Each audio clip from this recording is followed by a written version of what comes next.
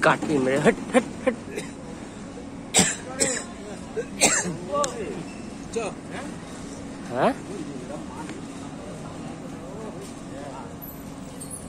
মাল আছে পাল্টি মাছ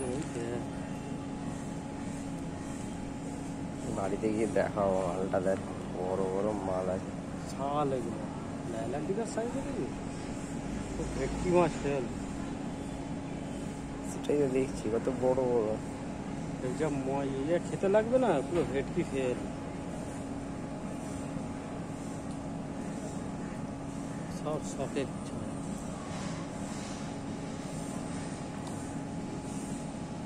মুড়ি ফেললে এখন ভব ভব দেখো ল্যান্ডিকার আরো বড় বড় আছে এই বড় মাল বেরোচ্ছে না